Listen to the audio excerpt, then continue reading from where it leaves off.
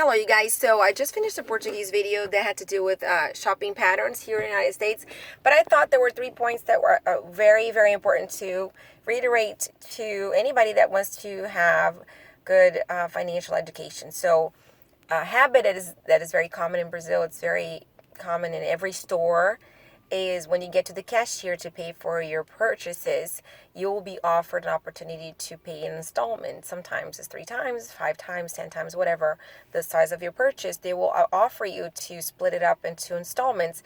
And most of these stores don't even charge a finance charge. You just be able to split your whole purchase in 3, 5 times with no finance charge. That doesn't exist here in the United States. So I was explaining to Brazilian shoppers that they need to be prepared to come to the cashier and pay full price, either with a debit card, which is going to debit from their bank account immediately, or with a credit card that will defer the payment for another time when they can then assume that same debt with their credit card company, however their contract is.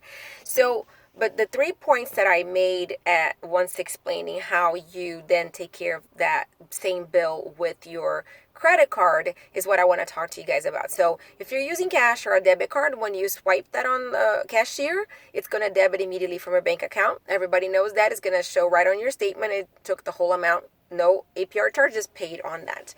But if you're using a credit card, that's when you need to start paying more attention to what you're doing.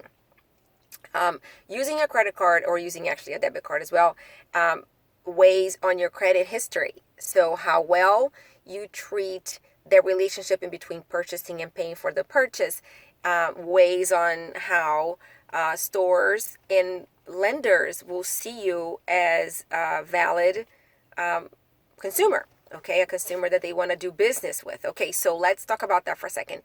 If you are aware of your credit cards shopping cycle, for the beginning of the cycle and the ending of the cycle, you know when you need to prepare to pay for that bill.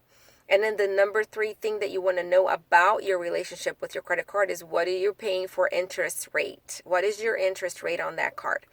A good majority of the cards offer you 0% financing for a specific time, for the initial time that you sign an agreement, or they'll offer you a lower APR for a certain time, but then they have the standard APR rate that you pay for using that service. So if you are going to make a purchase, let's do something a little bit bigger than the regular grocery store shopping, okay? You're going to go buy like a piece of furniture or whatever, and you get there and you don't have all that money in your bank account. You use a credit card because you don't have the money right now, but you know you're going to work and pay for that later. So let's say that you have a $5,000 purchase, you swipe your credit card, the credit has given you $5,000 right now, and then now you owe them. You choose to pay a one-time lump sum, or you can break it up in little pieces and pay them over time. However you want to do that. The grand majority of people pay it in little bits at a time. They do not pay that in a lump sum. That's why the credit card companies make money, because they charge you an interest rate on that borrowed money.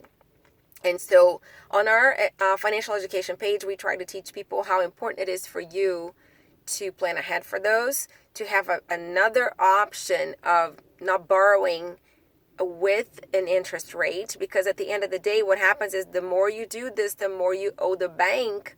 And so you're working to pay for interest rates, for the borrowing power that they gave you. And so it's awesome to be able to buy it on credit, but it's not awesome to pay for interest rates. So do you know when your credit card's billing cycle starts? Do you know your credit card's billing cycle end? And do you know the APR that you are paying? If not, educate yourself. Financial education is so important to have a great financial life.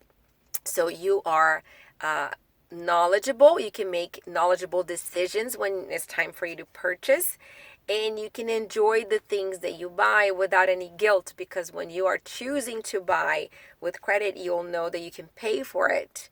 And so that's my tip for today. Know your cycle's beginning, your cycle ending, and your APR, so you can make educated decisions. Have a great day. Bye.